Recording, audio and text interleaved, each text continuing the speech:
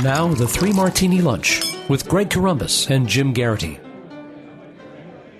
And welcome, everyone, to the Friday edition of the Three Martini Lunch. Yes, it actually is Friday. We're not just wishing for it. Along with Jim Geraghty of National Review, also the author of Between Two Scorpions, I'm Greg Corombos of Radio America. We're back to our normal format today. Good, bad, and crazy martinis for conservatives, two of which will come from Thursday night's Democratic presidential debate, the 3-hour marathon that we barely survived from ABC News. But we'll get to that in just a moment. Let's start with the good martini that broke yesterday afternoon. And, Jim, I don't think this comes as a huge surprise, but it's looking more and more likely that former Deputy FBI Director Andrew McCabe will, in fact, be indicted. It was a number of weeks, possibly even months ago now, that the Obama-appointed Inspector General of the FBI and the Justice Department, Michael Horowitz, forwarded the idea of prosecution of Andy McCabe to the U.S. attorney. His name is Jesse Liu, who is a Trump appointee. And that's because Andrew McCabe divulged information he shouldn't have to reporters just prior to the 2016 election about the FBI reopening the Hillary Clinton emails investigation. That's the whole Anthony Weiner October surprise that we got from Jim Comey. And then he subsequently lied about it, according to the Inspector General, when he was asked about that scenario. So McCabe had appealed to the U.S. Attorney and to the Justice Department not to go forward with this. That appeal was rejected, and now the U.S. Attorney is formally advocating a prosecution, it seems, for Andrew McCabe on this charge. So we'll probably see the indictment fairly soon. This has nothing to actually do with Trump. Again, this has to do with the Hillary Clinton investigation. Nonetheless, though, this will become a partisan football most likely. Jeffrey Toobin over on CNN starting his commentary by pointing out that he's really good friends with Andy McCabe. And then he talked about how supposedly this is a really complicated investigation. It's complicated. It is complicated. I mean, it is really difficult to understand even what the lie is here, right. The alleged lie. The alleged lie is, well, you had the right to speak to the reporters, and you spoke to the reporters. Months later, describe what was in the conversation that you had every right to have. This isn't hard, Jim. He gave up information he shouldn't have, and then he lied about it. I'm not sure where the complication is here. Breaking news. Reporter who says that he's friends with a guy who accused of leaking stuff to reporters says that a guy should not be prosecuted for leaking stuff to reporters. Why? Who figured Toobin would have that take? It's so complicated. So he's being interviewed by investigators, and he says something, but apparently it's not true. Now, I ask you, is that lying to investigators? Yeah, Jeffrey Toobin, it is. I'm not sure where the complication comes from that you're seeing that makes this so foggy and complicated. And how could, I don't know exactly what the right appropriate punishment for McCabe is, but the idea of this being hand waved away as no big deal by people who are, saying this is really doesn't pass the smell test. The same way that, when James Comey was confronted about the fact that, look, you had stuff that was, sensitive information inside the FBI, his conversation with the president, whether or not it was classified, it certainly was not the sort of thing that it was not formally classified, but this sort of stuff is sensitive. You have appropriate traditional channels to register your stuff, and instead you took it to a friend and had him put it out there. How is this not leaking sensitive information? And Comey's answer was, well, I thought it was really important. I thought I had a higher duty to the country. And the idea, okay, no, never mind. It's cool. Everybody who leaks thinks they're serving the greater good. If we had the opportunity, Greg, I would insert the line from Hot Fuzz of the townspeople saying the greater good, because that's how they're justifying their campaign of murder of anyone who annoys them. The greater good, the greater good. This is why everybody who leaks thinks they've got a really good reason to do it. Federal law doesn't really have this is a crime and you'll be prosecuted to the fullest extent unless you've got a good reason and you're serving the greater good. Then we're fine with it.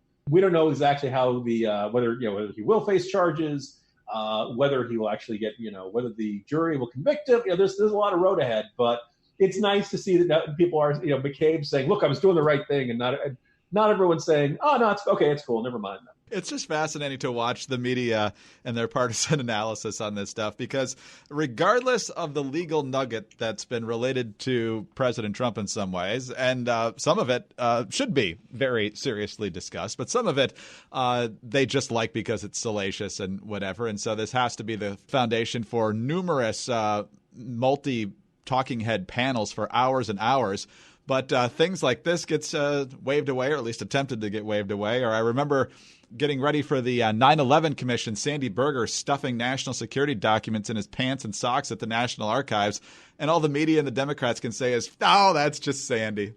No big deal. Wacky Sandy. He always had chilly ankles and needed the extra insulation. Yeah, no, look, there are times this argument can go around the bend and come across as paranoid and all that stuff. But look, the argument of, look, our political and cultural and legal elite and media elites protect their own. There is a decent amount of truth to that kind of argument. As lots of people pointed out, if Hillary Clinton had not been named Hillary Clinton and she'd been any other government employee, they don't just hand wave away that you had a whole bunch of classified information on your private server, right? She signed an oath saying, I promised to handle this stuff correctly, and then she didn't. And then she had the nerve to tell FBI investigators, nobody ever told me. Right? Look, she either lied on a federal document or she lied to the FBI. One way or another, she obstructed justice or committed perjury. One way or the other. Like, she signed it saying, literally under penalty of perjury, I swear that I have been told all the appropriate procedures for handling classified information. And what does Comey do? She was sloppy. Tis, tis, Mrs. Clinton. But I sure as heck am not indicting somebody 2 weeks before they get nominated by the Democratic Party. People could see this. And, the idea that, okay, as long as you're on the right team, as long as you can justify that you were trying to stop the bad guys, and by bad guys, I don't mean terrorists or hostile states. I mean the Republicans. Everybody's going to eventually, okay, let them go on it. Look, we've all been there. We're not stupid. Whatever Sandy Berger had in those socks didn't look good for him. Didn't look good for Bill Clinton. There's no way it was, well, the president and I completely agreed that al-Qaeda was a major threat. We had to deal with it as quickly. No. There had to be something bad in there, or else he wouldn't have tried to take it out. It probably was, don't worry about these guys in Afghanistan. They're not going to blow up the World Trade Center or anything like that. All right, let's move on to the debate content for today. And there was so much that we could have done from those 3 hours, Jim. First of all, I congratulate both of us for getting through 3 hours.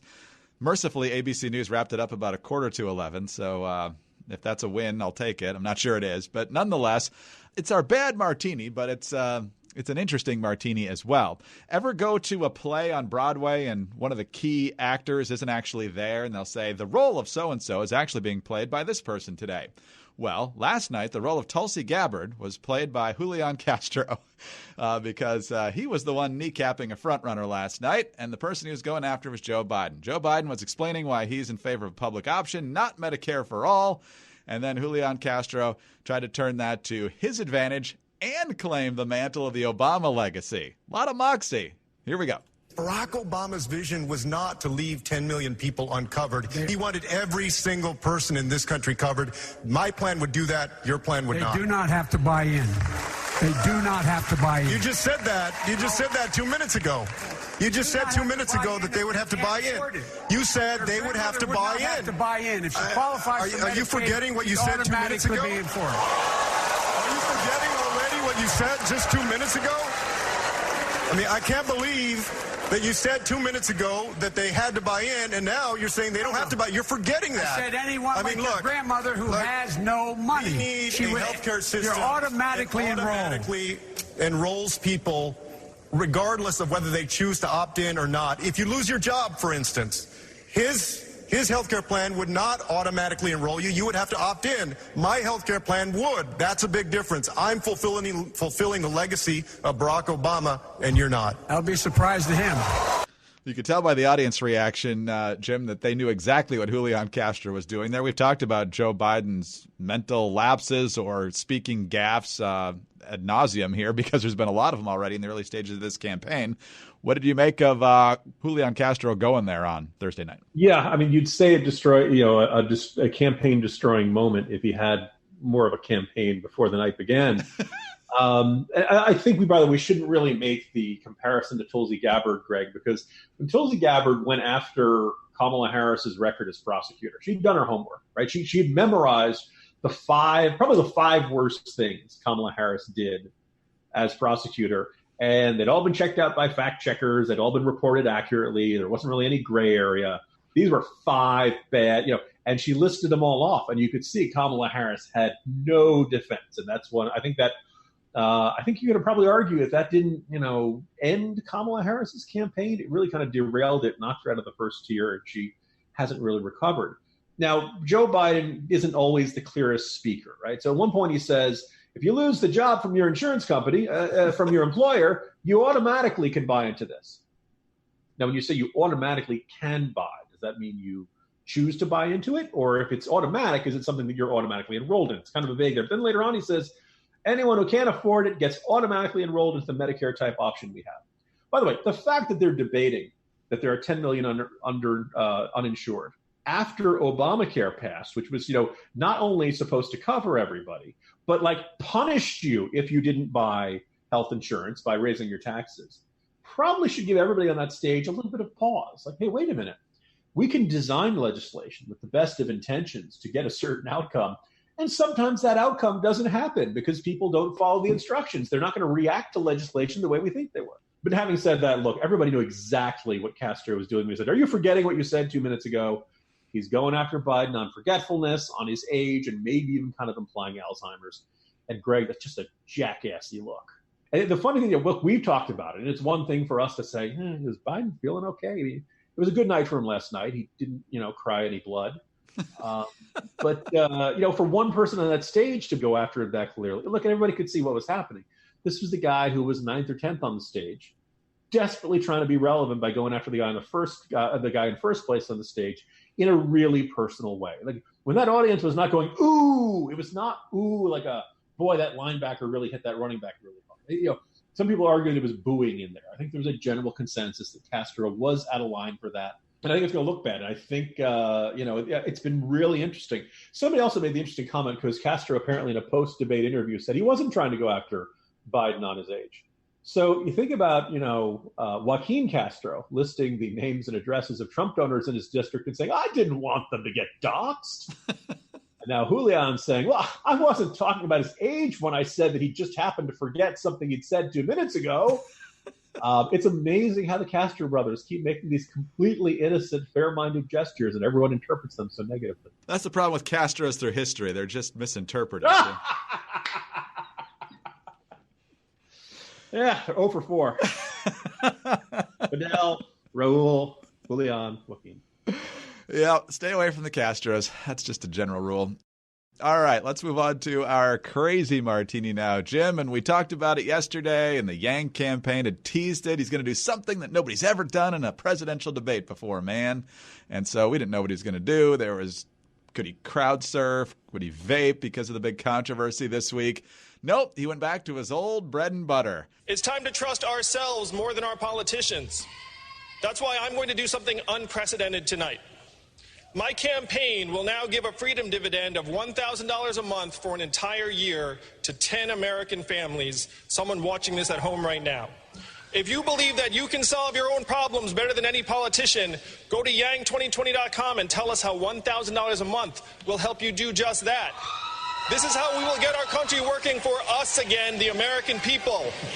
Just give us a tax cut, I guess. It'd be the better way to do it. But, Jim, what do you make of this? I like to call it a gimmick, but what do you make of this idea? First of all, I kind of like the reaction from Pete Buttigieg a moment later. Kind of shaking his head and incredulous to say, well, it's original. I'll give you that. So I suppose I should feel, let me give a little bit of sympathy for Andrew Yang, because I think overall he had a pretty good night last night. For a guy who's made oodles of money in the tech industry, he comes across as a very relatable human being who's not obsessed with politics, who doesn't speak in cliches and buzzwords and all that kind of stuff. He's the kind of guy you could easily see yourself sitting down and having a beer with, a relatable human being. As I put it last night, his weirdness is within acceptable parameters. But having said that, and I can understand his utter frustration, even last night he spoke for roughly half the time Joe Biden spoke. Infamously, he got 3 minutes in the first debate that was hosted, I believe, by MSNBC. He had to do something to get some more attention.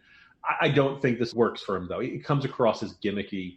Last night I was calling him the Publishers Clearinghouse presidential candidate. You wait for him to come in like Jack Nicholson's Joker at the end of the 1989 Batman movie, throwing money into the crowd and dancing to Prince or something like that. If I'm irritated with the celebritification of politics, the fact that Andrew Yang was a guy who knew what he was talking about and who was not spent his life in front of audiences trying to get people to vote for him was his best trait. This comes across as cheap and gimmick. I guess it's not cheap to him. But he's using campaign funds, which apparently is legal, which kind of means that anybody can run sweepstakes out of their campaigns from now on. I don't think. Boy, this is a door. It could get a little annoying. I just finished taping a podcast with the editors with my boss Rich Lowry made a strong point. Where he said so the argument of Yang and his universal dividend or universal income idea, basic income idea, is that we're heading towards serious economic challenges. Automation, manufacturing, all these things are going to eliminate lots of jobs, driverless cars. We're going to go through this giant wrenching economic issue that the federal government is just not going to be able to cope with, Greg. So the answer is $1,000 a month. Well, that actually doesn't seem like it's adequate to the problem. That if everybody's going to be losing their jobs and you're going to have mass underemployment or unemployment. Some good things to say last night, but I really feel like this came across as gimmicky. And in a presidential process that already has been drained of almost all but the last molecules of dignity, we may have lost a little bit even a little bit more last night. Yeah, it definitely had an Oprah feel to it. A lot of people were saying that. You get a car, you get a car. He's going to give $1,000 a month. What do you think this will do for his campaign list that he's going to be able to send blast emails to as thousands of people sign up to try to be part of the 10 families? I was going to say, somebody put it very well last night. Was 10 ordinary American families are about to get $1,000 a month for a year. Everyone else is going to get a whole lot of emails, a whole lot of text messages, a whole lot of social media messages. You are going to be pestered for the rest of your life. Think twice, America. You know what? If I never got spam again, I might, maybe that's worth $1,000 a month. All right. Exit question. Other than Julian Castro, perhaps kneecapping himself in the end, did anybody else's fortunes really change last night? There are two guys who always have pretty good debates. And it really hasn't done much for them so far. I think Pete Buttigieg, I mentioned that, and I think he was the one who probably came closest to rebuking Castro, where he said this is why people don't like watching debates and stuff like that. And also, I think Cory Booker, for the third straight one, had a pretty darn good debate. I think he's got this kind of sunny, optimistic, let me tell you about somebody I met in Newark, that routine. They both had good debates before, and it didn't really help them any. So look, the only thing that's holding these guys back, Greg, are a meteorite striking Joe Biden, Elizabeth Warren, and Bernie Sanders. So the moment that happens, these guys are set. A little bit more accurately, though, again, if anybody's going to break out, either one of them look like the guys who could step up to the first tier. But I'll be perfectly honest, look at these polling has been very consistent, which says to me, Greg, that the Democrats who like the top three aren't really shopping around for other options. Now, we get closer to Iowa and New Hampshire, maybe they will. But I think this race is going to remain in stasis for a while. Well, we'll find out. Another one next month. I know you're giddy for that. And Tom Steyer's going to be there, and maybe Tulsi, too. So could be another 2-night event. Oh, joy.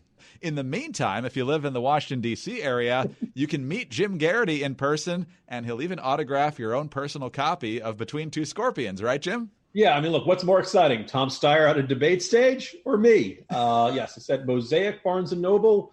It's in a little kind of mixed-use development. Every Sunday, it's got a fantastic farmer's market. So even if you don't like me, there's really good produce and really good food there. We'll be signing books starting at 1 o'clock. Yes, I realize when the football games start, the cancellation of the Jets season because Sam Darnold has mono makes things easier for me. No, I'm just kidding. They play on Monday. But so I will keep you updated on the scores if you want, or I won't tell you if you're taping the game and watching it later. Should be there, I think, around 2 hours or so. I'll have plenty of copies. It's an entire $13. I'm not going to break the bank. People are enjoying it. Reviews on Amazon are glowing. And I hope it's a great place, and I hope to see a lot of people there. Give me a chance to tell us what you think, and I'll pass along good words to Greg. So hope to see people there. All right. Again, that's Mosaic Barnes & Noble. That's in Fairfax, Virginia, starting around 1 o'clock on Sunday afternoon. He's Jim Geraghty of National Review. I'm Greg Corombos of Radio America. Thanks so much for being with us today. Have a great weekend, and join us again Monday for the next 3 Martini Lunch.